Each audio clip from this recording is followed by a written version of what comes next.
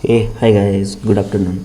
So let's new topic. So today topic is basic questions. Okay, interview question and answer for the below profiles.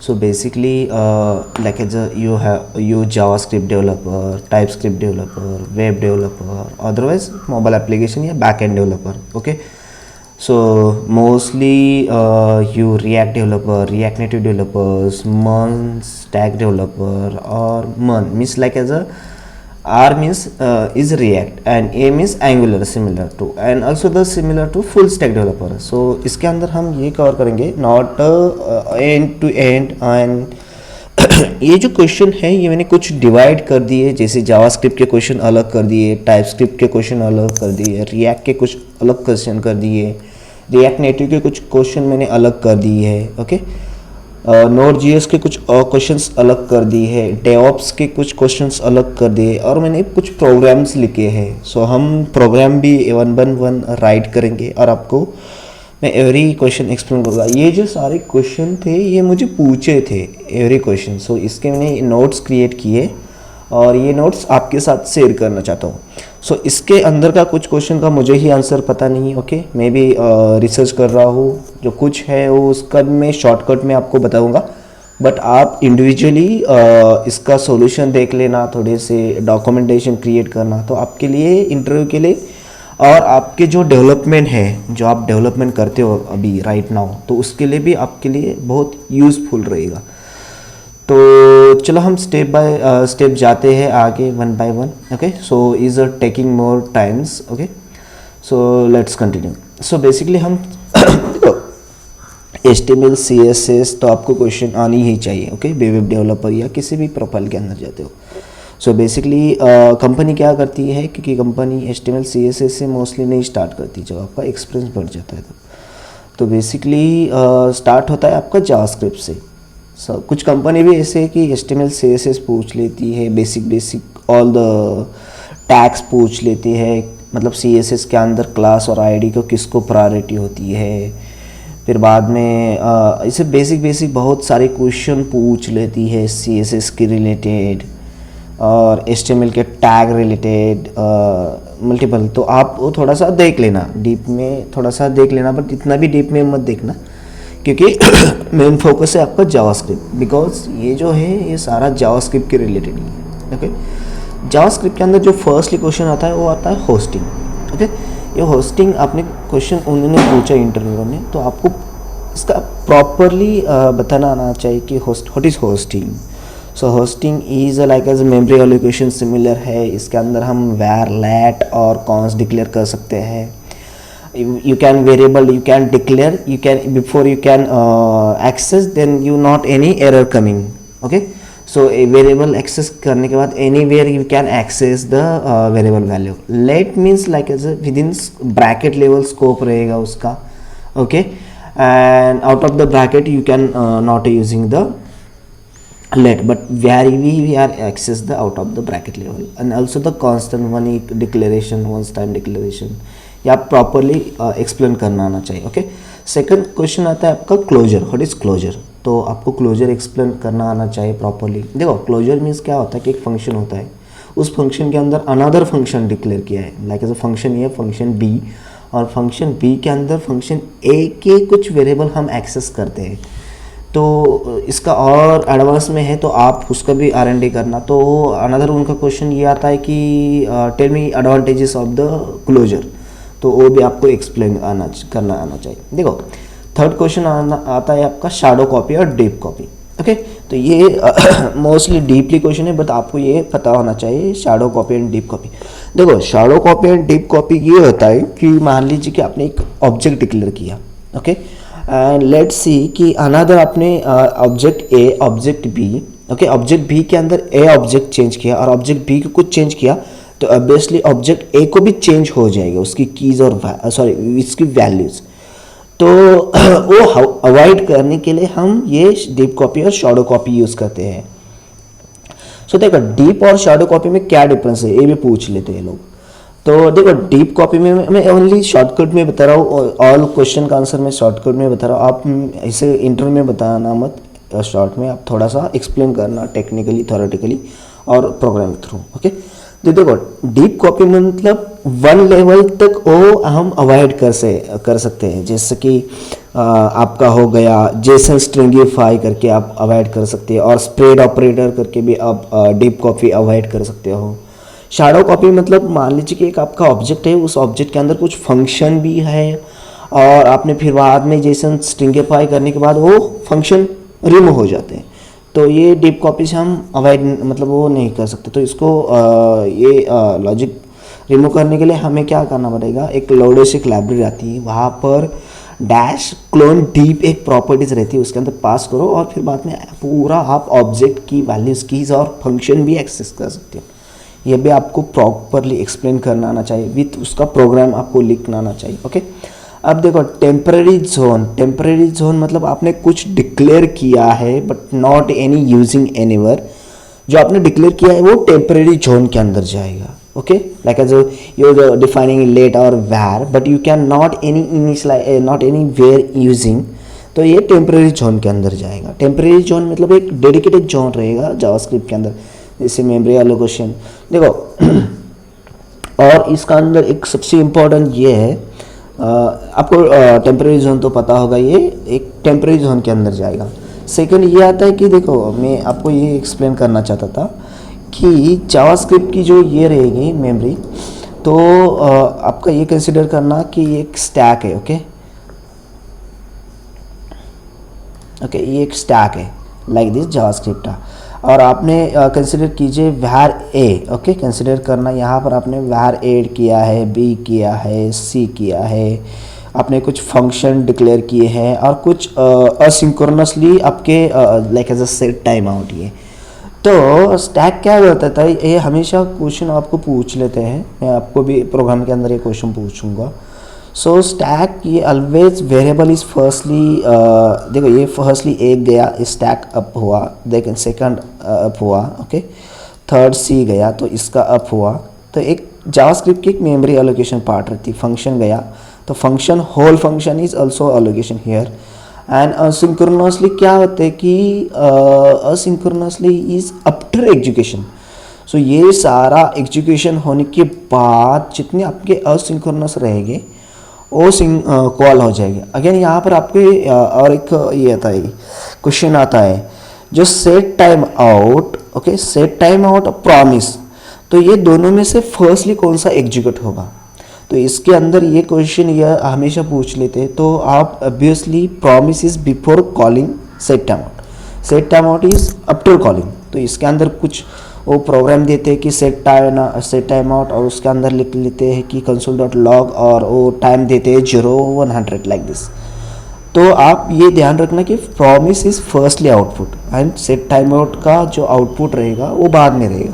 Okay, ये ध्यान रखना, ये सबसे important है। आप प्रोग्राम भी इसके करके आप देख सकते हो जावास्क्रिप्ट के अंदर, किसी भी एडिटर के अंदर। ओके, ये देखो इसका और एक क्वेश्चन पूछ लेते हैं कि क्रॉस साइट स्क्रिप्टिंग। ओके, तो आपको क्रॉस साइट स्क्रिप्टिंग का पता होना चाहिए। ओके, तो क्रॉस साइट थोड़ा सा आप देख लेना इसका पॉइंट। ये स्क्रिप्टिंग की लैंग्वेज होती है, जैसे आपने कुछ इनपुट टैग लिखे हैं उसके रिलेटेड कुछ ब्राउजर को अंडरस्टैंड करना, ये एपीआई क्या अंडरस्टैंड करना, ये थोड़ा सा आप देख लेना, मुझे भी इतना डीप में पता नहीं। ओके, सेकंड आता है आपका रिकंसिलेशन। ओके, रिकंसिलेशन मतलब क्या होता है कि एक फंक्शन आपने डिक्लेयर किया और वो function again and again call हो रहा है, जैसे कि 2 फैक्टर ऑथेंटिकेशन। तो 2 फैक्टर ऑथेंटिकेशन या आपके मोबाइल एप्लीकेशन के अंदर आप ऑथेंटिकेशन के लिए गूगल ऑथेंटिकेशन यूज़ कर रहे हैं, तो वो जो कोड जनरेट हो रहा है विद इन कुछ सेकंड या कुछ मिनट के बाद वो अगेन न्यू कोड जनरेट हो रहा है। तो यहाँ पर भी रिकंसिलेशन मतलब वो function again and again calling हो रहा है, तो वो भी थोड़ा सा आप देख लेना। ओके, सेकंड आता है आपका थ्रॉटलिंग एंड डिबाउंसिंग। ये दोनों एक ही कंसेप्ट है। ओके, तो थ्रॉटलिंग एंड डिबाउंसिंग का ये सबसे इम्पोर्टेंट है आपके लिए। देखो जो थ्रॉटलिंग रहेगा, थ्रॉटलिंग मतलब क्या है कि मान लीजिए आपने एक बटन डिक्लेयर किया, ओके, और उस बटन पर आपने क्लिक किया, अगेन अगेन क्लिक किया, तो वो फंक्शन अगेन अगेन क्लिक मतलब वो क्लिक होता जाएगा। तो मान लीजिए कि यूज़र ने क्लिक किया तो कुछ डिले डालना पड़ेगा, सम मान लीजिए कि 5 मिली सेकेंड या 5 सेकेंड, और उसके बाद वो फंक्शन कॉल होना चाहिए, तो उसको जो हम फंक्शन लिखेंगे, थ्रॉट लिखेंगे तो हम वो अवॉइड कर सकते हैं। अब डिबाउंसिंग मतलब क्या होता है, तो ये जो मैंने लोडोस लाइब्रेरी बताई, ये दोनों भी इशू फिक्स कर सकते हैं उस लोडोस लाइब्रेरी के अंदर। वहाँ पर उन्होंने प्रॉपरली ऑलरेडी जैसे कि अंडरस्कोर, डॉट, थ्रॉटलिंग, डिबाउंसिंग दिए, तो आप वो यूज़ करके भी आप इशू फिक्स कर सकते हो। ओके, और अदरवाइज आप नॉर्मल फंक्शन डिक्लेयर करके सेट टाइम आउट कुछ डाल के फिर बाद में कॉल बैक का एक फंक्शन कॉल करके तो आप ये भी कर सकते हो। ओके, तो इसका थोड़ा सा प्रोग्राम देखना, इसमें डॉक्यूमेंटेशन देखना, तो आपके लिए बेटर रहेगा। देखो डिबाउंसिंग मतलब क्या होता है कि डिबाउंसिंग मतलब आपने एक जैसे कि आज आपकी एक सर्च एक इनपुट टेक्स्ट है। ओके, कुछ आप प्रोडक्ट सर्च कर रहे हो सिमिलर, तो कुछ आप टाइप कर रहे हो वहाँ पर। ओके, कुछ टाइप कर रहे हो, जैसे कोई तो प्रोडक्ट का शर्ट टाइप करने के बाद एस टाइप किया, SH टाइप किया, तो आप अगेन एंड अगेन फिल्टर नहीं करेंगे। ओके, क्योंकि ये बैकएंड के साइड क्वेरी पेज इनिशिएलाइजेशन कॉल होती है, तो ये दिक्कत हो जाएगी बैकएंड को again and again every keyword को वो कॉल करना। तो यहाँ पर हम डिबाउंसिंग कंसेप्ट यूज़ करते हैं। डिबाउंसिंग मतलब कुछ डिले डाल के आप फिल्टर करके डेटा लेके आ जाएंगे। जैसे कि यूज़र ने कुछ डेटा डाला कि शर्ट, पूरा कीवर्ड टाइप करने के बाद कुछ मतलब यहाँ पर भी टाइम आउट डालेंगे, मतलब आपने एक कीवर्ड डाला, सेकंड कीवर्ड डाला, उस विद इन कीवर्ड के अंदर अनदर कीवर्ड डाला तो होल्ड करेंगे। फिर अनदर कीवर्ड आया, होल्ड करेंगे। और कीवर्ड उसने मान लीजिए कि शेयर पूरा कीवर्ड डाला और वो कुछ टाइम था, मान लीजिए कि कुछ 3 मिली सेकेंड या 3 सेकेंड हुआ, उसके बाद कुछ यूजर ने इनपुट नहीं किया, तो वो कॉल बैक का फंक्शन कॉल करेंगे और फिर बाद में API कॉल करेंगे। तो लाइक दिस। ओके, तो आई होप कि ये डिबाउंसिंग आपको कंसेप्ट अंडरस्टैंड हुई होगी। ओके, तो इसके अंदर देखो आप कैप्चरिंग और बबल भी मोस्टली पूछ लेते हैं कि हाउ टू कैप्चरिंग और bubbling, how to fixing this issue. तो देखो इसका मैं थोड़ी सी बता रहा हूँ। तो क्या होता है कि जो बबल होता है, कि बबल क्या होता है कि बॉटम से अप जाता है। अब क्या है, मान लीजिए आपने टोटल 3 व्यू डिक्लेयर किए, एग्जाम्पल 3 ड्यू डिक्लेयर कर दिए। ओके, एक ड्यू पैरेंट, उसके अंदर चाइल्ड, अगेन ड्यू, और उसके अंदर अगेन चाइल्ड, और उसके अंदर बटन क्लिक किया। तो जो आपने बटन पर क्लिक किया और तीनों पर भी एक्शन लिखे हैं, कुछ ऑन क्लिक, तो सॉरी, तो बटन पर आपने क्लिक किया तो बटन की एक्शन कॉल हो जाएगी, फिर उसके पैरेंट। तो ये बबल का सीक्वेंस होता है कि फर्स्टली बॉटम टू चाइल्ड। तो ये जो इशू फिक्स करने के लिए जो हमारा इवेंट के अंदर जो होता है कि ये डॉट टारगेट डॉट ये होता है, तो वहाँ पर आप स्टॉप स्टॉप, आप कुछ तो एक मेथड का नाम है वो स्टॉप करके आप ये बबलिंग फिक्स कर सकते हो। अब कैप्चरिंग क्या होता है कि कैप्चरिंग जो होता है, और बाय डिफ़ॉल्ट बबलिंग होता है। ओके, जावास्क्रिप्ट के अंदर आई थिंक, तो वो भी देख लेना थोड़ा सा। और कैप्चरिंग क्या होता है कि टॉप से बॉटम, ओके, टॉप से बॉटम इवेंट कॉल होते जाते हैं बॉटम तक। और सेकंड ये है कि इसके देखो ये आप कस्टम भी कर सकते हो, जैसे कि आपने ऐड लिसनर क्लिक, और उसके जो नेक्स्ट पैरामीटर रहता है वो आपका कैप्चरिंग और बबल का पैरामीटर रहता है अप डाउन करने का, तो वो भी थोड़ा सा देख लेना आप। ओके, तो आई होप कि ये आपके बेसिक क्वेश्चन कवर हो गए होंगे। आप इसके भी अंदर कुछ डीप में कर सकते हो, जैसे कि व्हाट इज़ जनरेटर फंक्शन, वो भी देख लेना। जनरेटर फंक्शन क्या होता है कि like as you can declare function star और function name. General function inside yield use कहते हैं। ओके, ईल्ड यूज़ होती है। तो जनरल फंक्शन क्या होता है कि ईल्ड से बिफोर वो कॉल होता है, फिर बाद में रुकता है, फिर बाद में हमें वो फंक्शन डॉट नेक्स्ट करके कॉल करना पड़ता है, डॉट नेक्स्ट, तो ऐसे वो फंक्शन ऐसे कॉल हो जाता है। तो ये बेसिक क्वेश्चन आप जावास्क्रिप्ट के थोड़ा R&D करके रखना। ओके, इंटरव्यू के लेके इज़ वेरी इंपॉर्टेंट। सेकंड आता है हमारा टाइपस्क्रिप्ट इज़ वेरी इंपॉर्टेंट। तो टाइपस्क्रिप्ट के अंदर बहुत सारे क्वेश्चंस आते हैं। तो firstly lambda function in TypeScript. देखो लैम्डा फंक्शन तो हमने मोस्टली AWS साइड हमने यूज़ किया है। ओके, एक सर्विस होती है लैम्डा फंक्शन के लिए, बट टाइपस्क्रिप्ट के अंदर मैंने तो यूज़ नहीं किया। बट इंटरव्यू ने मुझे पूछा था कि कैसे हम डिफ़ाइन करेंगे, कैसे यूज़ करेंगे, तो वो भी आप थोड़ा सा देख लेना। ओके सेकंड आता है कि arrow function versus normal function. तो ये भी देख लेना कि arrow function is a like as anonymous functions और ये नेमिंग फंक्शन होता है। तो एरो फंक्शन का हम कोई नेम नहीं होता, वो एनोनिमस फंक्शन होता है। नॉर्मल फंक्शन के अंदर जितने हमने पैरामीटर पास किए हैं वो पैरामीटर हम काउंट कर सकते हैं easily, okay. But arrow function के अंदर वो जो पैरामीटर पास किए वो काउंट नहीं कर सकते। फिर बाद में इसके एरो नॉर्मल फंक्शन के अंदर कुछ हमें रिटर्न करना है तो रिटर्न लिखना पड़ेगा। बट एरो फंक्शन के अंदर हम सिंगल लाइन के अंदर कुछ लिखा तो बाय डिफ़ॉल्ट वो सेल पर रिटर्न करेगा लाइक दिस। तो ये आपको पता होना चाहिए। फिर बाद में आपको क्वेश्चन आता है कि ES के न्यू फीचर क्या क्या है और आपको एक्सप्लेन करना। तो इसके अंदर देखो आपको स्प्रेड ऑपरेटर एक्सप्लेन करना आना चाहिए। फिर बाद में ऑब्जेक्ट डिस्ट्रक्चराइजेशन यूज़ करना आना चाहिए। आई थिंक स्ट्रिंग लिटरल वो भी है शायद कुछ, तो वो भी एक्सप्लेन करना आना चाहिए। एरो फंक्शन भी इसका ही न्यू फीचर है, वो भी एक्सप्लेन करना आना चाहिए प्रॉपर्ली। तो ये सारे आई थिंक 12 या 15 आपके न्यू फीचर रहेंगे, वो पूरे आप एक बार देख लेना टाइपस्क्रिप्ट के ऊपर तो आपको ये मिल जाएंगे, ओके। अब देखो रेस्ट एंड स्प्रेड ऑपरेटर। अब ये दोनों के अंतर, इस दोनों फर्स्टली वो पूछेंगे रेस्ट ऑपरेटर कैसे होता है, स्प्रेड ऑपरेटर कैसे होता है। देखो ये आपको पता होना चाहिए कि like as this is dot dot dot, okay. आपको ये पता है कि लाइक एज आपने कुछ ऐसा डिक्लेयर किया है const as equal to object of A, okay, consider करना। और ऑब्जेक्ट ऑफ बी को आप पास करते तो डॉट डॉट डॉट, तो आप वहाँ पर स्प्रेड ऑपरेटर यूज़ करके आप बी को असाइन कर सकते हैं, ओके, लाइक दिस। और आप किसी एक फंक्शन डिक्लेयर किए हैं, जैसे कि नॉर्मल फंक्शन यूज़ किया है, और मान लीजिए कि रन टाइम आपको पता नहीं कि कितने आर्गुमेंट आने वाले हैं, तो आप क्या करते हो फंक्शन के अंदर ऐसे आप 3 डॉट डाल के ARGS देते हो, ओके, और ये कैलकुलेट। तो मान लीजिए कि यहाँ पर आपका फंक्शन है A, B, और C, और आगे के आपने dot dot dot dot argument pass किए। तो आपको पता है कि 3 तो कंपलसरी आने वाले, बट बाकी कितने आ जाएंगे यू डोंट नो। तो आप यहाँ पर ऐसे रेस्ट यूज़ करके आप यूज़ कर सकते हो। तो आपको ये एक्सप्लेन करना विथ उसका प्रोग्राम लिख के सारे एक्सप्लेन करना आना चाहिए।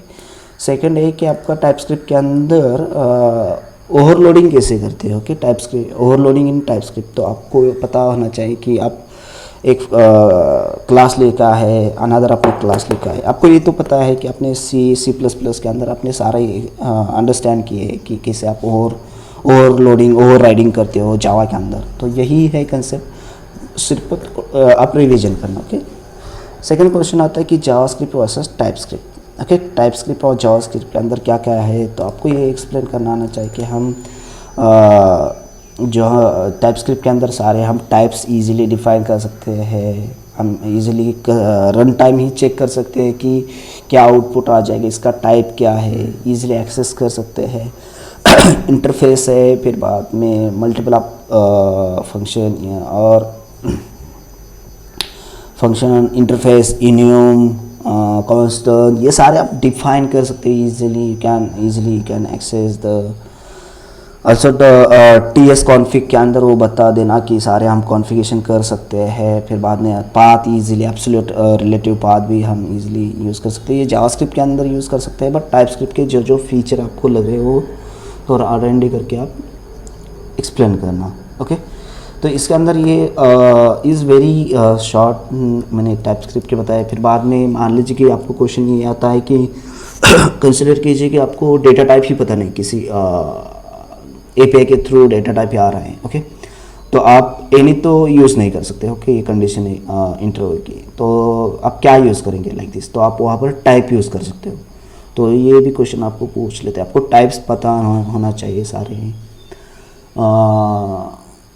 ये सारे मतलब टाइपस्क्रिप्ट के बेसिक क्वेश्चन तो पता होनी चाहिए आपको। फिर बाद में आते हैं हम रिएक्ट के ऊपर। अब सबसे फर्स्टली क्वेश्चन आता है कि आपका what is different react and react native. तो दोनों में क्या डिफरेंस है वो आप एक्सप्लेन करना। तो ये वेब एप्लीकेशन है, ये मोबाइल एप्लीकेशन के लिए यूज़ हो जाएगा। तो इसे बता देना कि यहाँ पर HTML के होते हैं, इसके अंदर कुछ इनबिल्ट इसके भी होते हैं। ये हम क्रॉस साइट स्क्रिप्टिंग है हमारी react native. You can write once code, you can deploy Android and iOS application to convert it the native side. ये ब्रिज का इंटरनल काम करेगा, ओके। तो वो भी आपको ये एक्सप्लेन करना आना चाहिए। वर्चुअल डॉम क्या होता है, ओके, वर्चुअल रियल डॉम और वर्चुअल डॉम में आप एक्सप्लेन करना तो वो बेटर रहेगा। वर्चुअल डॉम मतलब क्या होता है कि आपने जो कोई भी एक टैग डिक्लेयर किया है तो उसका एक वर्चुअल कॉपी क्रिएट करेगा, और any you can changing the tag, then firstly virtual DOM is updating हो जाएगा और इजीली कैन यूर द जो परफॉर्मेंस रहेगा वो आपका परफॉर्मेंस बेटर रहेगा। ओके, सेकंड आता है आपका question child to parent level data pass. अब देखो, आपको पता है कि parent to child level data pass करने के लिए क्या आप प्रॉप्स यूज़ करते हो। बट यहाँ पर क्या होता है कि interview is tricky question asking, so here is asking कि चाइल्ड टू पेरेंट लेवल कैसे डेटा पास करेंगे। इज मल्टीपल वे है but I am explaining one way. तो आप यहाँ पर ऐसे कर सकते हो, जो देखो चाइल्ड के अंदर एक एक्शन लिखेंगे, एक्शन के थ्रू पैरामीटर पास करेंगे पेरेंट लेवल पर। जैसे कि मैं अभी देखो, ये जो हमारा है ये चाइल्ड कंसिडर करना, ओके, और चाइल्ड ऑन सिलेक्ट ये के फंक्शन है, यहाँ पर आइटम्स आ जाएंगे, ओके, लाइक दिस। मैं अभी ये नहीं कर रहा हूँ या कुछ भी, ओके। तो यहाँ पर जो ये डिक्लेयर हो रहा है, ओके, ये वाला, तो ये ऑन सिलेक्ट, ओके, ये ऑन सिलेक्ट है, ये चाइल्ड के अंदर हम किसी एक्शन पर कॉल करेंगे, जैसे कुछ बटन पर क्लिक किया या कुछ सर्च क्लिक किया या कुछ हुआ, फिल्टर हुआ, तो ये ऑन सिलेक्ट है, उस चाइल्ड के अंदर से हम ये डेटा पास करेंगे पेरेंट लेवल, और पेरेंट लेवल ये लिसन करता रहेगा और यहाँ पर जो उसके एक्शन है वो नेक्स्ट हो जाएगी। कुछ उसका स्टोर अपडेट करना है, कुछ एक्सटर्नल पे कॉल करनी है उसकी, वो करता रहेगा। सेकंड क्वेश्चन आपको पूछ लेते हैं, use memo versus react memo, okay, ये सबसे इम्पोर्टेंट है, ये हमेशा पूछते ही है।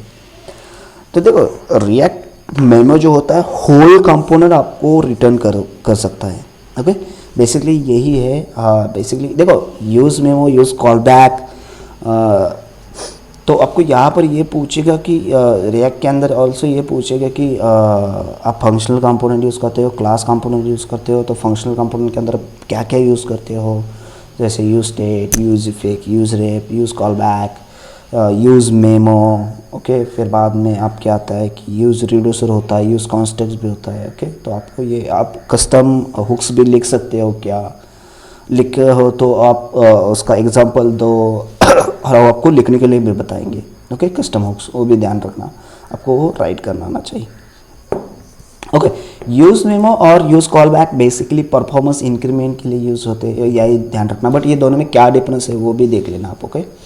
देखो, यूज़ मेमो मतलब क्या होता है कि कुछ आपने चाइल्ड के लिए कुछ डेटा पास किया है और पेरेंट लेवल के लिए, मतलब सॉरी, कुछ कंपोनेंट के लिए डेटा पास कर रहे हैं, और कुछ आपने पेरेंट मतलब जो मेन कंपोनेंट था उसके अंदर कुछ डेट चेंज हुई, तो also updating the child level. तो जो आपने लिखा है वो कंपोनेंट, वो पूरा उसको रैप करना एक यूज़ मेमो के अंदर, और उसको डिपेंडेंसी स्पेसिफिक जो डिपेंडेंसी चेंज होने के बाद ये मेरा कंपोनेंट अपडेट होना चाहिए, अदरवाइज नहीं होना चाहिए। तो आप ये परफॉर्मेंस इंक्रीमेंट के लिए आप यूज़ कर सकते हो, ओके। और ध्यान रखना कि यूज़ कॉल बैक और यूज़ मेमो डिफरेंस देखना क्या है, और ये यूज़ मेमो और रिएक्ट मेमो ये भी देख लेना, ये 100% पूछ लेते हैं। अब सॉरी, सेकंड आता है HOC, हायर ऑर्डर कंपोनेंट। तो ये आप एक्सप्लेन करना आना चाहिए। देखो, HOC मतलब क्या होता है कि आपने एक क्लास क्रिएट किया है या फंक्शन क्रिएट किया है, तो उसके अंदर कुछ आपने, मान लीजिए कि आपके 4 कंपोनेंट है, 4 कंपोनेंट के लिए सेम फंक्शन यूज़ करना है या सेम कुछ एक्टिविटी करनी है, तो वो 4 कंपोनेंट अगेन आप राइट नहीं करेंगे, ओके, कोड। तो आप क्या करेंगे, एक ऐसे फंक्शनल या क्लास कंपोनेंट क्रिएट करेंगे, उसके अंदर सारे आप वो फंक्शन लिख के रखेंगे, और वो फंक्शन आप प्रोवाइड करेंगे 4 कंपोनेंट को, उसको रैप करेंगे, ओके। तो क्या हो जाएगा, उसको रैप करने के बाद वो सारे फीचर आप एक्सेस कर सकते हो अनदर जो आपने रैप किया उस कंपोनेंट के अंदर जो HOC की, और वो इम्प्लीमेंटेशन कर सकते हैं। जैसे कि देखो, क्या होता है कि हम रेडक्स यूज़ करते हैं, रेडक्स के अंदर एक कनेक्ट होता है, और कनेक्ट के अंदर आपका कंपोनेंट और आपकी मैप टू स्टेट और मैप टू डिस्पैच होते हैं, वो रैप कर सकते हैं और आप लिख सकते हो आपका। तो आप जो वो रैप कर रहे हैं, मतलब क्या कर रहे हैं, जो रेडक्स की स्टेट और डिस्पैच मतलब जो एक्शन है वो आप कॉल कर सकते हैं फंक्शन के अंदर से। मान लीजिए आपने कनेक्ट नहीं किया हुआ, अब इसलिए आप एक्सेस भी नहीं कर सकते और कॉल भी नहीं कर सकते। तो यही है, आपको ये एक्सप्लेन करना आना चाहिए प्रॉपर्ली। ओके, सो यहाँ पर देखो रिएक्ट नेटिव की आपके कॉल्स और प्रॉप्स 100% पूछेगा। तो वाई यू ऐसे पूछेगा कि हम रिएक्ट नेटिव के अंदर क्यों बनाएंगे, नेटिव के अंदर हम बना सकते हैं एप्लीकेशन। तो आप वो प्रॉपरली आंसर देना कि react native you can write a single react native code and you can deploy on the both platform application. तो ये very react native is cross platform applications है। ये हमने क्या होता है कि इसके पूरे आप यहाँ पर आर्किटेक्चर भी आप एक्सप्लेन कर सकते हैं उनको। मान लीजिए हमने कुछ बिजनेस लॉजिक लिखा है, तो उसका एक build business logic mean dot build JS create होती है। फिर बाद में ये बिल्ड के अंदर जेएस मॉडल कम्युनिकेशन करता है हमारे नेटिव एप्लीकेशन से। सारे जो हमने लिखे फीचर, जैसे कि कुछ फ्लैट लिस्ट हो गया, कुछ यूआई कंपोनेंट, ये सारे आप native side UI image, UI view या आईओएस साइट होता है, एंड्रॉइड साइड उसके प्रॉपर्टीज़ होती है। तो ये लाइक एज बिफोर क्या होता था देखो यहाँ पर मैंने एक क्वेश्चन और एक पूछा होगा, ओल्ड एंड न्यू आर्किटेक्चर होगा। ओके, यहाँ पर ये तो ये जेएसआई के अंदर देख लेना कि कैसे return C plus plus. Before क्या था, सिंक्रोनाइजेशन होता था जेसन, तो उसके अंदर ये कन्वर्जेशन होता था। तो आप ये आर्किटेक्चर एक्सप्लेन कर सकते हो बेटर वे से। तो इसलिए हम इसके मतलब बेनिफिट है कौन सा है, और इसके कॉन्स भी आपको एक्सप्लेन होना चाहिए रिएक्ट नेटिव क्या कौन से। तो देखो रिएक्ट नेटिव क्या है कि हम इस प्रोजेक्ट के अंदर मल्टीपल थर्ड पार्टी के डिपेंडेंसी यूज़ करते हैं। तो थर्ड पार्टी के अंदर कुछ चेंजेस हुआ तो हमारा प्रोजेक्ट ब्रेक भी हो सकता है, तो हमें अगेन वो ये करना पड़ेगा। सो आप कभी भी पैकेजेस इंस्टॉल करते हो तो एक फ़िक्स पैकेज रख देना। जो यहाँ पर एक एरो होता है ना, सिंबल होता है, वो हटा देना, क्योंकि वो पैकेज अपग्रेड नहीं होगा। पैकेज अपग्रेड करने का तो आपका प्रोजेक्ट भी ये हो जाएगा, क्रैश हो जाएगा। तो आपको ये ध्यान रखना है। मीन्स थर्ड पार्टी के dependency mostly we are using mostly. तो इसके अंदर क्या होता है, अगेन एक फ़ाइल के अंदर आप यूआई भी करते हो, बिजनेस लॉजिक भी कर सकते हो। तो वो भी थोड़ा सा डिसएडवांटेज से ईजीली आप बेटर रहेगा। अलग अलग आपके सर्विसेज अलग लिखे हैं, बिजनेस लॉजिक, डिज़ाइन रिलेटेड, कुछ नेविगेशन के लिए अलग लिखा है, ये सब कुछ अलग भी कर सकते हो। तो आप ये भी एक्सप्लेन कर सकते हो। ओके, अब यहाँ पर ओल्ड एंड न्यू आर्किटेक्चर आपको एक्सप्लेन करना आना चाहिए। तो आर्किटेक्चर कैसे होता है, देखो आर्किटेक्चर आपने कुछ जावास्क्रिप्ट के अंदर कोड किया है, तो इसकी बिल्ड फाइल क्रिएट हो जाएगी iOS side, Android side, min dot build dot JS. और जो बिल्ड रहती है उसके अंदर सारा बिजनेस लॉजिक होता है। Okay, means is a manifest file. Okay, और वो कम्युनिकेशन करती है आपके नेटिव साइड। तो ये जो होता है मोस्टली इसके अंदर 3 ये होते हैं लेयर्स होते हैं। सो फर्स्टली इज जेएस, फिर बाद में UI and shadow. Shadow means like position check करता है, which where is placing the correctly position all the elements. और JS is bridging concept and UI elements, ये आप प्रॉपरली एक्सप्लेन करना। देखो ओल्ड के अंदर क्या होता था, सीरियलाइजेशन जेसन के अंदर हम ये करते थे, कम्युनिकेशन करते थे रिएक्ट नेटिव टू नेटिव। अब न्यू के अंदर जेएस आए, जावास्क्रिप्ट इंटरफेस आया है, तो ये रिटर्न करता है पूरा सी प्लस प्लस के अंदर। ये भी आपको एक्सप्लेन करना आना चाहिए। Memory leak and memory garbage collection in React native, ये सबसे इम्पोर्टेंट है। ओके, ये जब आपका एक्सपीरियंस बढ़ जाएगा तो ये हमेशा पूछ लेते हैं। और इसका क्या, डेवलपर को ये सब कुछ पता है बट ये पता नहीं रहता, तो वो भी थोड़ा सा आप देख लेना। ओके, फ्लेक्स क्या होता है रिएक्ट नेटिव के अंदर, वो भी पूछ लेते हैं। फ्लेक्स मतलब लाइक रिस्पॉन्सिव स्क्रीन बनाने के लिए होती है। ओके, तो मान लीजिए कि आपने फ्लेक्स 1 रैप किया तो पूरा 1 स्क्रीन देगा। उसके अंदर मान लीजिए अगेन आपने 3 व्यू डिक्लेयर किया और तीनों का सेम फ्लेक्स दिया, तो सबकी मतलब सेम विड्थ रहेगी लाइक दिस। आप रिस्पॉन्सिव कैसे करेंगे वो पूछ लेते हैं, तो उसके लिए रेशियो आप यूज़ करेंगे। फिर बाद में पूछ लेते हैं कि हाइट और विड्थ कैसे क्या अपर्चर करेंगे, तो डायमेंशनल वो भी आप एक्सप्लेन करना प्रॉपरली। Okay, sorry. अब देखो यहाँ पर ब्रिज कंसेप्ट आता है रिएक्ट नेटिव के अंदर। ब्रिज कैसे कॉल करेंगे, देखो बिफोर ब्रिज हम जो यूज़ करते थे, तो वो ब्रिज ईजिली आप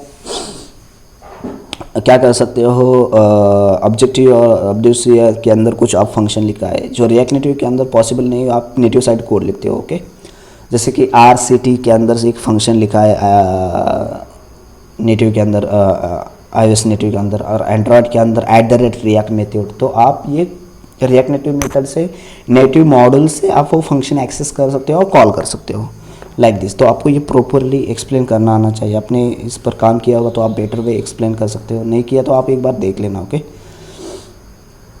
तो इसके मैंने वीडियो क्रिएट किया है कैसे हम कम्युनिकेशन करेंगे रिएक्ट नेटिव टू नेटिव, वो भी देख लेना, मेरी प्लेलिस्ट के अंदर मिल जाएगी रिएक्ट नेटिव के अंदर। ओके, सो ये इम्पोर्टेंट है। अब देखो, अभी जो नया आर्किटेक्चर आया है उसके अंदर है turbo modules and fabric. Okay, तो जावास्क्रिप्ट के अंदर ही आप नेटिव के फंक्शन राइट कर सकते हो और कॉल कर सकते हो, वो भी थोड़ा सा देख लेना, न्यू आर्किटेक्चर के अंदर है। मुझे भी इतना आइडिया नहीं, right now I am also learning, but आप देख लेना, ये फंटास्टिक है टर्बो मॉडल और फैब्रिक कंसेप्ट, तो वो भी आप देख लेना। Touchable opacity in React native, देखो यहाँ पर वो एक्चुअली ऐसे क्वेश्चन पूछेंगे, what is difference between touchable opacity and button, वो सबसे इंपॉर्टेंट है, तो आपको ये एक्सप्लेन करना आना चाहिए। टचेबल ओपेसिटी में रैप ऑफ आपका कोई भी एक कंपोनेंट है, जैसे आपका कार्ड है, तो उस कार्ड के ऊपर आप कुछ क्लिक करेंगे तो आप कुछ एक्शन कर सकते हैं। बटन के अंदर एक मान लीजिए कि टेक्स्ट होगा, आइकॉन होगा स्पेसिफिक, और उसके अंदर क्लिक एक्शन है। तो इन डीप में जाना, ब्रीच जो मैंने यहाँ पर आपको एक्सप्लेन किया वही ब्रीच कंसेप्ट है, तो ये आपको प्रॉपर्ली एक्सप्लेन करना आना चाहिए। Security, okay, security is very important. तो आपको पूछेंगे कि आपने डेटाबेस कहाँ पर स्टोर किया है, अपने एप्लीकेशन के अंदर क्या क्या सिक्योरिटी हैंडल कर रहे हो, तो दो सिक्योरिटी के लिए आप SSL ट्रेनिंग यूज़ कर सकते हो, वो आपको पता होना चाहिए आप कैसे यूज़ कर रहे हो। डेटाबेस जो आप डेटाबेस लोकल स्टोरेज में यूज़ कर रहे हो, लोकल स्टोरेज बोले तो आप बाय डिफ़ॉल्ट जो असिंक्रोनस स्टोरेज होता है उसके अंदर भी स्टोर कर सकते हो, और otherwise you can use SQLite, Realm, SQL और नॉन SQL डेटाबेस भी यूज़ कर सकते हो। उसके अंदर डेटाबेस स्टोर कर रहे हो तो आप इंक्रिप्शन और डिक्रिप्शन फॉर्मेट में स्टोर कर रहे हो कि नहीं, वो भी पूछ लेंगे। और मान लीजिए कि आपने इंक्रिप्शन डिक्रिप्शन किया है तो उसके लिए कौन सी आपने लाइब्रेरी यूज़ की है, जैसे कि हम CryptoJS मोस्टली यूज़ करते हैं, तो उसके अंदर कौन सा एल्गोरिथम यूज़ करते हैं, और स्पेसिफिक एल्गोरिथम यूज़ करने के बाद आप की पास करते हो, वो भी थोड़ा सा आपको पता होना चाहिए, आप वो एक्सप्लेन करना होना चाहिए। और मान लीजिए कि आप API कॉल कर रहे हैं तो API कैसे कॉल कर रहे हो, यूजिंग इनक्रिप्टेड फॉर्मेट, जब डेटा आता है पूरा इनक्रिप्टेड करेंगे फिर बाद में पास करेंगे, backend also decrypted working logic and also passing to the encrypted format front end side, क्योंकि मिडलवेयर भी अटैक हट जाएगा, तो ये भी आपको एक्सप्लेन करना आना चाहिए बेटर वे से। ओके, देन आता है ग्लोबल स्टेट मैनेजमेंट लाइब्रेरी, तो वो पूछ लेते हैं कि फर्स्टली यहाँ से आते हैं उसका उनके क्वेश्चन, तो कॉन्टेक्स्ट आज से है, कॉन्टेक्स्ट आप कैसे क्रिएट कर सकते हो, क्या डिफरेंस है, क्या एडवांटेजेस है, वो इम्पोर्टेंट है। Why use the global state management library, वो भी आते हैं। तो यहाँ पर देखो, ग्लोबल स्टेट मैनेजमेंट मतलब ग्लोबली मैनेज कर सकते हैं। We can using like as Redux, normally Redux के थ्रू कर सकते हो, रिडक्स थंक है, रिडक्स सागा है, फिर बाद में हमारा मोबेक स्टेट है। ओके, तो उसके थ्रू भी हम ग्लोबल मैनेजमेंट स्टेट कर सकते हैं, और हमारी एप्लीकेशन बड़ी एप्लीकेशन ईजिली कैन डेवलपमेंट कर सकते हो। ओके, तो उसके अंदर आपको रिडक्स के फ्लो बताएंगे। ओके, वो भी सबसे इम्पोर्टेंट है। Saga, why using saga like this, वो 100% पूछ लेते हैं। तो इस मिडलवेयर है, तो मिडलवेयर कैसे क्रिएट करेंगे, कंबाइंड प्रोड्यूसर का कैसे करेंगे, तो वो सागा के अंदर वॉचर वर्कर होते हैं, तो मतलब प्रॉपरली वो क्वेश्चन डीप में पूछ लेते हैं एक्चुअली और वो आपको आंसर आना चाहिए प्रॉपरली। ओके, तो मोबेक स्टेट भी आप उसके अंदर क्या होते हैं, ऑब्जर्वेबल होते हैं, एक्शन होते हैं, कंपोनेंट होते हैं, high use component like this, वो भी क्वेश्चन 100% आते हैं। एंड फिर बाद में उनका लास्ट क्वेश्चन आता है कि हम मोबेक्स यूज़ करेंगे या रिडक्स यूज़ करेंगे, तो आपको ये एक्सप्लेन करना आना चाहिए, why use MobX and Redux. Okay, तो वो भी आप देख लेना। सेकंड आता है कि आप रेस्ट एपीआई कैसे कॉल करते हो और GraphQL एपीआई कैसे कॉल करते हो।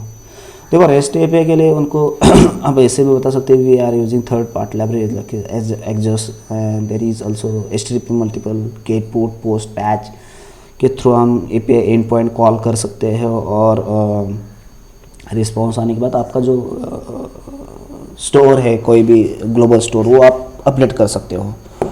ओके, तो ये आपको एक्सप्लेन करना आना चाहिए। आप ये भी इसका स्ट्रक्चर भी आप उनको बता सकते हैं कि इसके लिए हम कोर सर्विस फाइल क्रिएट करेंगे, ग्लोबल लेवल पर एक HTTP सर्विस फाइल क्रिएट करेंगे, वहाँ से हमारी सारी गेट पुट पोस्ट लिख के वन टाइम डिक्लेयर करेंगे, और यहाँ पर यही फंक्शन के अंदर से हम क्या करेंगे तो ग्लोबल लेवल पर हम एंड पॉइंट्स भी आप डिक्लेयर करेंगे, और यहाँ से एंड पॉइंट कॉल करेंगे। तो in case in future any end point is changing not in specific going to file we can managing the global level. तो आप भी एक्सप्लेन कर सकते हैं। अब GraphQL के अंदर देखो, GraphQL के अंदर mostly we are using middleware is Apollo client. Okay, तो अपोलो क्लाइंट के अंदर कैसे आप कॉल करते हो, क्या करते हो, उसका आप एग्जांपल बता सकते हो। अपोलो प्रोवाइडर क्या होता है, फिर बाद में कोई इमेज अपलोड करनी है तो आप कैसे कौन सी लाइब्रेरी यूज़ करते हो अपोलो क्लाइंट की, और इसके अंदर आप विद इन फंक्शन के अंदर से कॉल करते हैं कि आप आउटसाइड फंक्शन से कॉल करते हैं। देखो फंक्शन के अंदर use query as use mutation होता है, वहाँ से कॉल कर रहे हैं, या आउटसाइड द फंक्शंस लाइक अपनी कुछ एक्सप्रेस सर्विस बनाई तो वहाँ पर client dot query call, client dot mutation रहता है, तो वहाँ से भी आप मल्टीपल क्वेरीज और म्यूटेशन कॉल करके भी आप कॉल कर सकते हो। तो ये भी आपको एक्सप्लेन करना आना चाहिए बेटर वे से। ओके, तो इसका एक्चुअली वो क्या करते हैं, मे बी आपके लिए एक डेमो देंगे। You can create application like as any XYZ like as a film application, तो आपको वो करके आनी चाहिए। कुछ देखो अपोलो के जो GraphQL के रेडीमेड कुछ ये एग्जांपल मिलते हैं, प्रोवाइडर मिलते हैं, तो वहाँ से आपने एक यूज़र आईडी की क्रिएट की तो उसके कुछ क्वेरीज एंड म्यूटेशन रेडीमेड मिल जाएगा, तो वो कंज्यूम करके आपको एप्लीकेशन क्रिएट करनी पड़ेगी रिएक्ट नेटिव के अंदर, तो वो भी आपको आना चाहिए प्रॉपरली। ओके, इसका एग्जांपल मैंने ऑलरेडी दिया है, मैं डिस्क्रिप्शन में उसका लिंक भी दूंगा। ओके,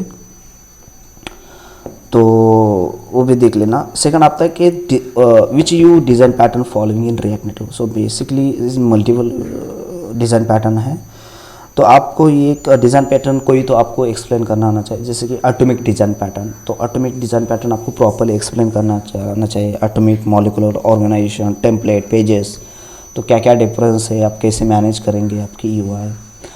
एडवांस स्टाइलिंग के अंदर आप क्या कैसे हैंडल करते हो, आप स्टाइलिंग कैसे लिखते हो, इनलाइन स्टाइलिंग लिखते हो कैसे। तो एडवांस स्टाइलिंग के लिए मोस्टली रीस्टाइल शॉपिफाई लाइब्रेरी है, रिएक्ट नेटिव पेपर है, बहुत सारे लाइब्रेरी है, but I am using restyle Shopify. तो रीस्टाइल शॉपिफाई का क्या बेनिफिट है, तो उसके आप एक्सप्लेन कर सकते हो कि कैसे आप easily global level theme create कर सकते हो, वेरिएंट पास क्रिएट कर सकते हो। Any we can managing global level, then your application level also the theme is changing. Okay, तो ये प्रॉपरली आपको ये सारे डीप में एक्सप्लेन करना आना चाहिए। ओके, ये तो बेसिक हो गए। उसके बाद आते हैं हमारे Node.js के अंदर। ओके, तो Node.js और यहाँ जावास्क्रिप्ट के अंदर वो फर्स्टली क्वेश्चन उनका ये आता है कि जावास्क्रिप्ट इज सिंगल थ्रेड है और मल्टीपल थ्रेड है। Single thread why use, okay, ये सिंगल थ्रेड है तो ये काम कैसे करता है मल्टी थ्रेडिंग के अकॉर्डिंग, तो आपको वो एक्सप्लेन करना आना चाहिए। ओके, तो ये इम्पोर्टेंट है।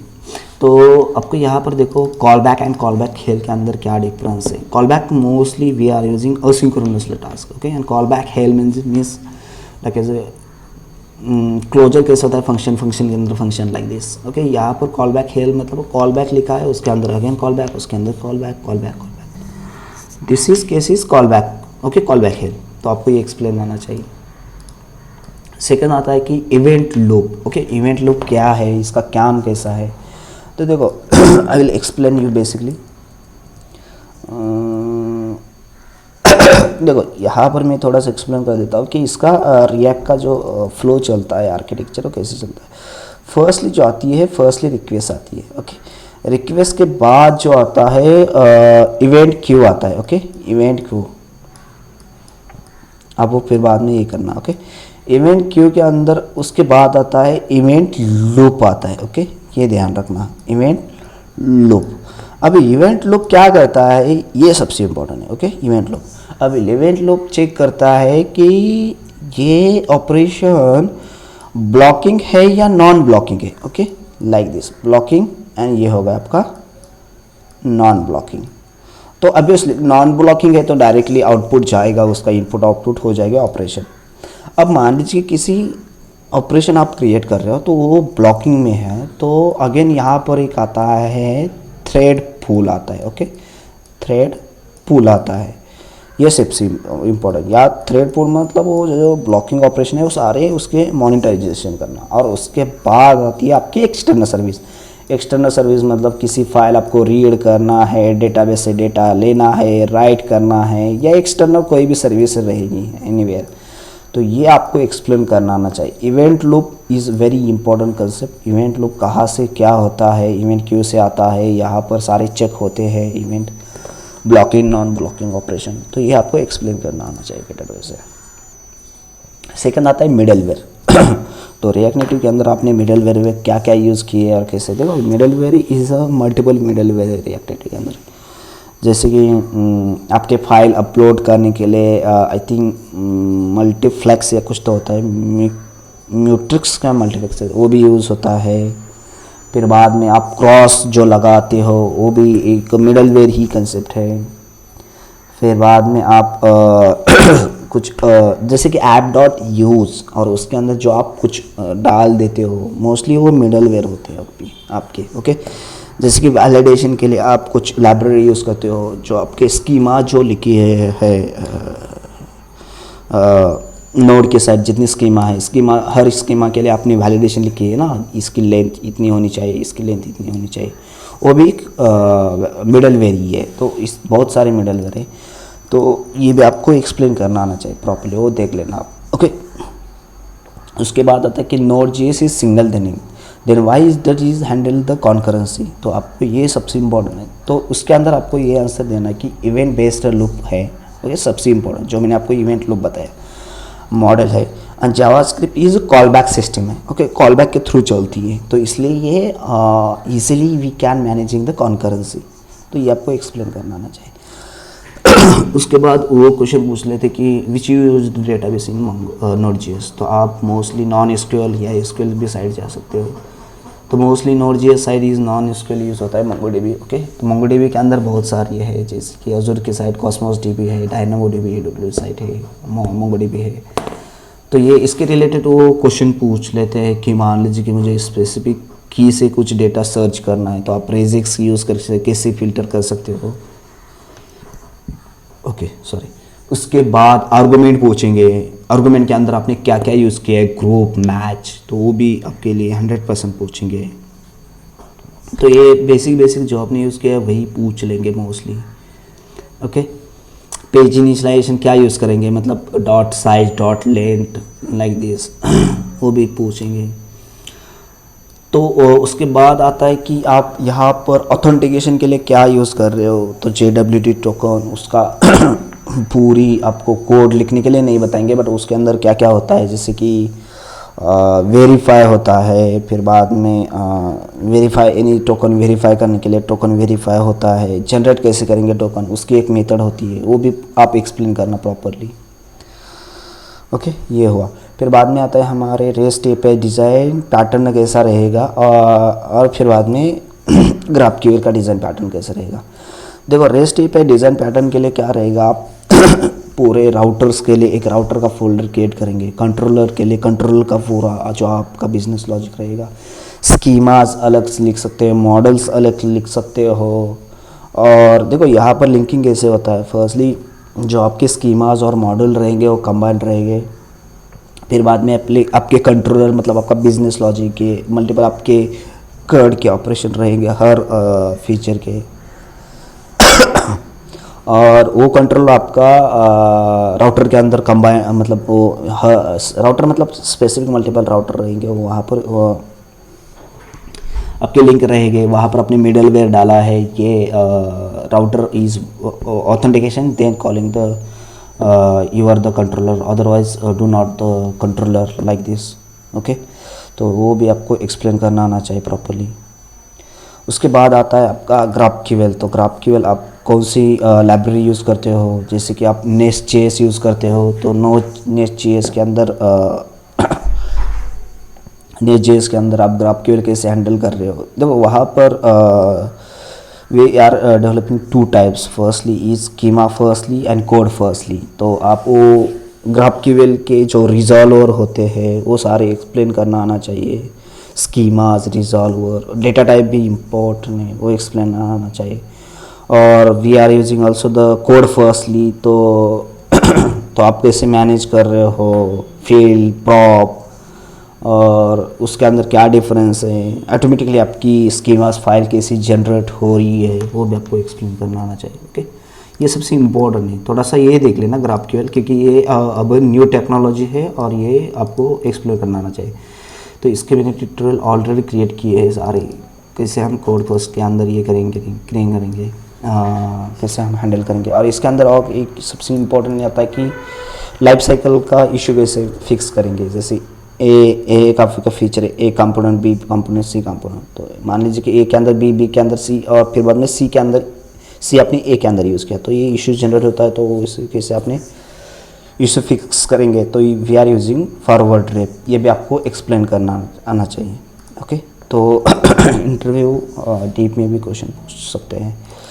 देखो यहाँ पर डेवऑप्स के अंदर डॉकर, तो डॉकर का इमेज कैसे क्रिएट करेंगे, फिर बाद में डॉकर हब क्या होता है, डॉकर हब कैसे, हब इमेज कैसे पुश करेंगे, टैग कैसे करेंगे, ओके, तो इमेज का नाम कैसे देंगे, ये सब कुछ। फिर बाद में आपके डॉकर फाइल के अंदर कुछ आपको कमांड पूछेगा, CMD का मतलब क्या है, रन का मतलब क्या है, डॉकर कंपोज के अंदर वो कैसे सर्विस आप मल्टीपल क्रिएट कर सकते हो, एक सर्विस अनदर सर्विस के अंदर कैसे डिपेंडेंसी क्रिएट कर सकते हो। जैसे कि आपने MongoDB is depend on the your the node application, तो कैसे आप डिपेंडेंसी हैंडल करेंगे इन डॉकर कंपोज के अंदर, तो डॉकर कंपोज कैसे रन करेंगे। ओके, इज YAML फाइल, तो आप वो थोड़ा सा देख लेना।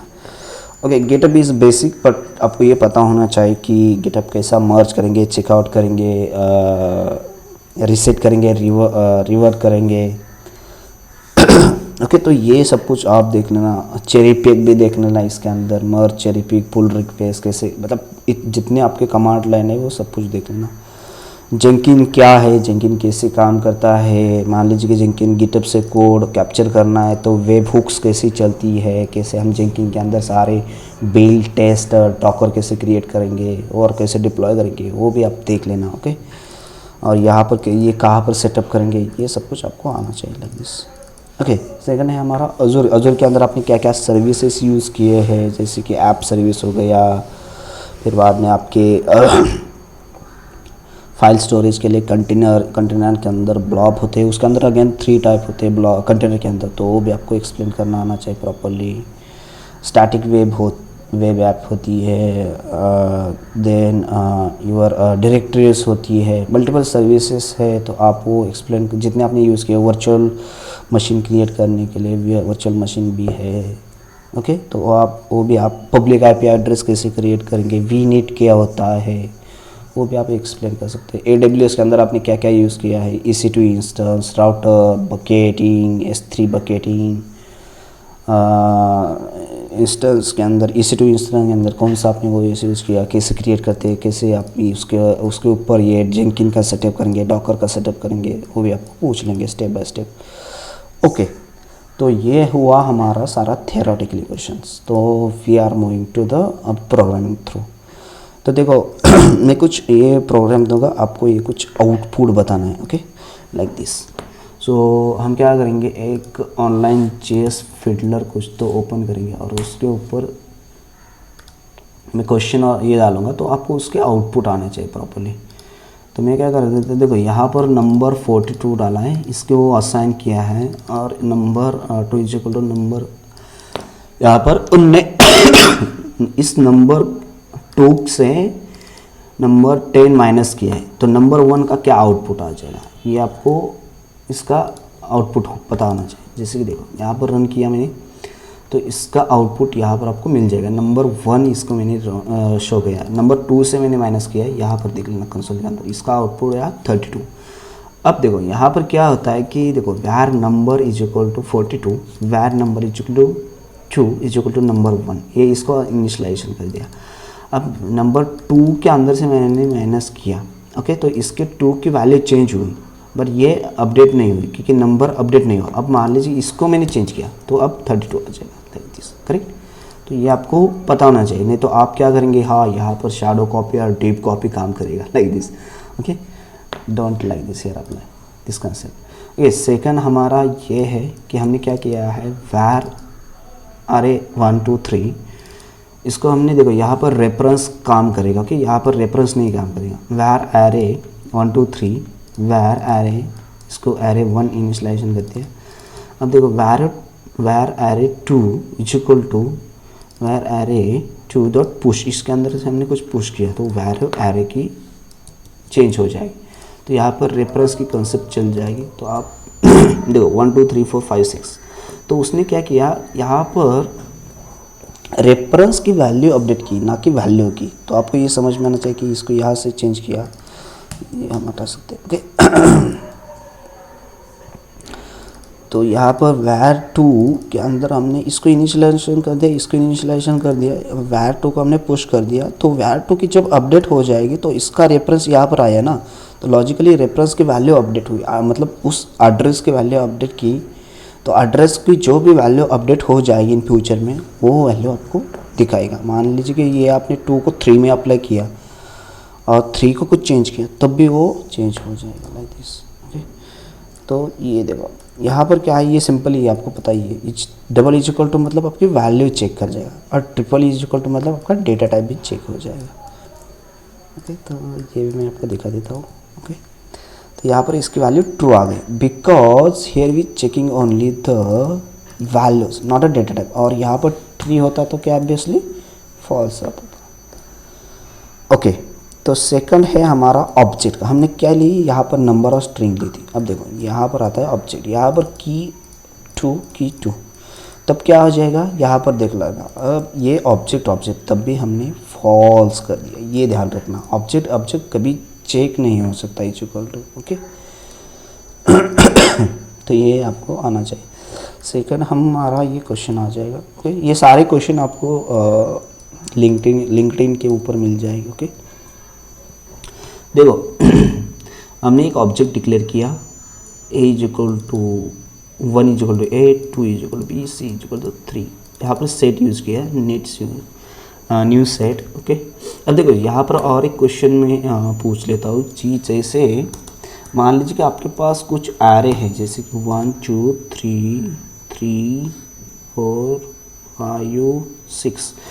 तो किसी ने आपको पूछा कि ये एरे आपको जो इसके अंदर जो डुप्लीकेट वैल्यू है वो रिमूव करना है। तो आप डायरेक्टली यहाँ पर न्यू सेट और ये एरे इनिशियलाइजेशन कर सकते हो। तो न्यू सेट से आपका डुप्लीकेट जो एरे है वो रिमूव हो जाएगा और आपको ओरिजिनल एरे मिल जाएगा। ये आप ध्यान रखना। Okay, so constant object a is equal to 1, b is equal to b c 3। Okay, ये हमने डिक्लेयर किया। तो यहाँ पर p, अब देखो ये सबसे important, p dot has property 1। तो इसके अंदर 1 है क्या, ये स्ट्रिंग पास किया, तो is showing the true, because यहाँ पर चेक करता है कि इज है। फिर बाद में obj हैज़ प्रॉपर्टी 1, तो उसने अगेन, क्योंकि ऑब्वियसली यहाँ पर है। अब देखो यहाँ पर सेट डॉट एज, यहाँ पर देख लेना तो क्या कह रहा है कि ये है क्या, ऑब्वियसली नहीं है। ओके, ये देख लेना फॉल्स आ गए। और यहाँ पर देख लेना इसने ये। तो आपको ये ध्यान रखना है कि जब आप सेट के ऊपर कुछ हैज़ लगाते हो तो प्रॉपरली वो डेटा टाइप भी चेक करता है। ओके, बट आपने ऑब्जेक्ट के अंदर हैज़ प्रॉपर्टी तो वो वैल्यू चेक करती है, ना कि data type like this. Okay, string pass करिए लाइक दिस, वो भी आपको एक्सप्लेन करना आना चाहिए प्रॉपरली। उसके बाद जो है, उसके बाद हमारा है, देखो इसको ये हटा देता हूँ। देखो a is equal to empty object, p is equal to हमने कुछ डिक्लेयर किया object p, c is equal to c। अब देखो यहाँ पर सबसे इम्पोर्टेंट a ऑफ p, मतलब a of p is equal to 1 2 3 और a of c। Okay, a of c 4 5 6, तो हमने लॉग किया a ऑफ b, तो आउटपुट क्या आ जाएगा 1 2 3 या 4 5 6। ओके, तो आउटपुट आ जाएगा 4 5 6, बिकॉज हियर हम एड्रेसिंग कंसेप्ट यूज करें लाइक दिस, सी 4 5 6। ओके, ना कि 1 2 3, ये ध्यान रखना। हमने ए बी यूज़ किया है, ना कि ए सी, वो भी थोड़ा सा आप देख लेना। उसके बाद ये भी इज़ वेरी इंपॉर्टेंट फंडास्टिक क्वेश्चन है। देखो 1 + 2 + 2, ओके। तो यहाँ पर देखो ये जो होता है 1 + 2, अब स्ट्रिंग प्लस होता है तो वो कन्वर्ट होता है। अब ये देखो यहाँ पर मैं आपको दिखा देता हूँ, जब ये 1 है और यहाँ पर 2 2 है तो उसने क्या कर दिया, ये स्ट्रिंग कंसिडर कर दिया, ए बी स्ट्रिंग, तो 1 2 2। अब देखो स्ट्रिंग प्लस रहेगा तो वो नंबर कन्वर्ट हो जाएगा, ओके। ये इंपॉर्टेंट 1 और ये 2 3, तो क्या हुआ इसका दोनों का 3 2, तो ये देखो 3 2 बन गया, ओके। फिर ये देखो यहाँ पर तो उसने क्या कर दिया, नंबर कर दिया 1 1 माइनस जो को टू क्या हुआ भाई 0 और +2, तो 0 2 आ गया, ओके, इज करेक्ट। उसके बाद जो है हमारा ये देखो +1, इसका क्या हुआ लॉजिकली 1 हो गया, क्योंकि ये स्ट्रिंग प्लस मतलब 1 के अंदर कन्वर्ट हुआ। उसके बाद यहाँ पर तो 1 हो गया, 1 1 2 लाइक दिस 1 1 2। अब यहाँ पर देखो a - b, बिकॉज ये क्या है कि a - b उसको पता ही नहीं है, ये माइनस कैसे करो, मतलब अल्फ़ाबेट के अंदर हम माइनस कैसे करेंगे, तो उसने उसको नन कहा, उसको पता ही नहीं मिला, और ये ऑब्वियसली 2, तो ये यहाँ पर नन 2 आ गया लाइक दिस, ओके। उसके बाद आपको एनाग्राम का एक प्रोग्राम पूछेंगे, ओके, लाइक दिस। एनाग्राम का आप प्रोग्राम करके दो वो कहेंगे, ओके। एनाग्राम का आपको program is very like as a joint sort करके आप कर सकते हो, ओके। तो उसके बाद आता है आपका कांस्टेंट ARR नंबर। तो आपको कुछ एरे देंगे 1 2 3 1 2 comma array of 2 3 again array of 4 5, तो आपको आउटपुट ऐसे लेके आना है। तो आपको यहाँ पर वो पूछेंगे कि आप कुछ भी यूज़ कर सकते हो और आपको इस फॉर्मेट में आउटपुट चाहिए, तो आपको एक ही मेथड है वो यूज़ करनी है, दैट सेट आपको आउटपुट मिल जाएगा। जैसे कि अपने ARF ऐड ये कर दिया और मैं यहाँ पर कंसोल डॉट लॉक कर देता हूँ और यहाँ पर फ्लैट यूज़ करना है, okay. Flat infinite like this, okay. तो ये देख लेना आप आउटपुट जैसे का, ओके। तो देखो क्या कर दिया, ARR number dot flat infinity, okay. तो इन्फिनिटी पास करने के बाद जो आउटपुट आ जाएगा इसके अंदर कितने भी आपके एरे रहेंगे वो डायरेक्टली आपके एक नॉर्मल एरे के अंदर कन्वर्ट हो जाएगी। तो ये भी न्यू ECMAScript का फीचर है, तो आप वो ध्यान रखना, इसके जितने एरे के आप डॉक्यूमेंटेशन रखना, स्ट्रिंग के डॉक्यूमेंटेशन, उसके अंदर जितने जितने आपकी प्रॉपर्टीज़ ये रहेगी वो आप थोड़ा सा आप उसके ऊपर R&D करना, ओके। तो मान लीजिए कि यहाँ पर हमने 1 ही पास किया, तो वही 1 लेवल का पास करेंगे, मतलब ये इस लेवल का। मान लीजिए यहाँ पर 2 पास किया तो ये सारे पास, क्योंकि अभी 2 है। और यहाँ पर मान लीजिए कि मैंने कुछ और एक कार्य दिया है, जैसे 2 और 3, बट ये 2 और 6, तो ये क्या करेगा, जैसे का 2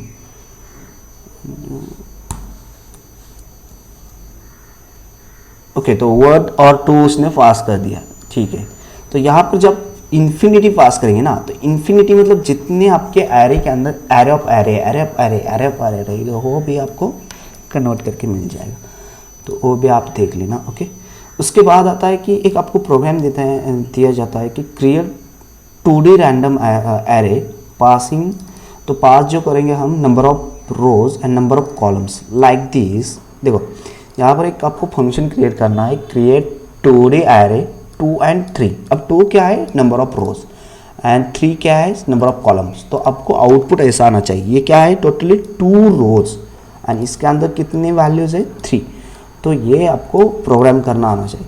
सो let's see a program, okay. So हम क्या करेंगे, ये फंक्शन कॉपी करेंगे, हम यहाँ पर जाते हैं, कहाँ पर गया ये, ओके। तो इसको मैं हटा रहा हूँ अभी। यहाँ पर हम क्या करेंगे 2,3 देंगे, ओके, लाइक दिस। और ये हम फंक्शन डिक्लेयर करेंगे यहाँ पर,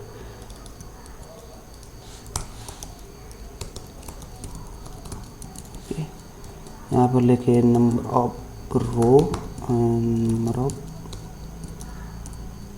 कॉलम, ओके। तो हम यहाँ पर एक क्या करेंगे, एरे डिक्लेयर करेंगे array is equal to empty.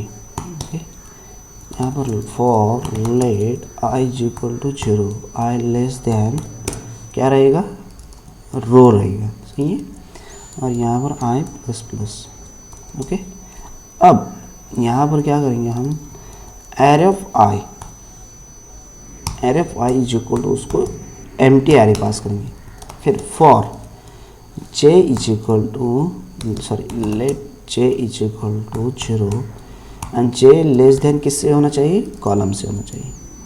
And यहाँ पर आ जाएगा आपका जे प्लस प्लस। ओके, ये आपका स्टेप है।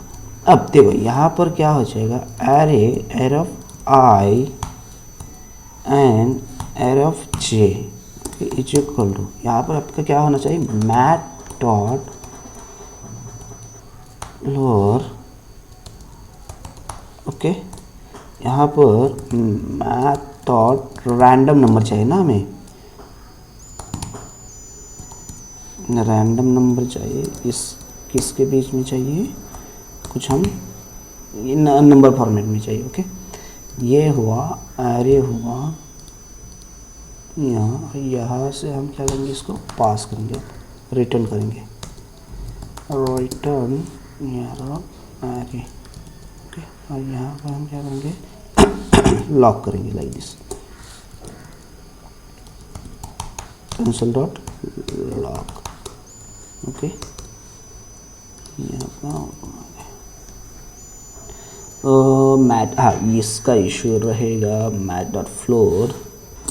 ओके, तो मैं क्या कर रहा हूँ, मैथ डॉट फ्लोर या FOOR। Okay, math dot random and into 100।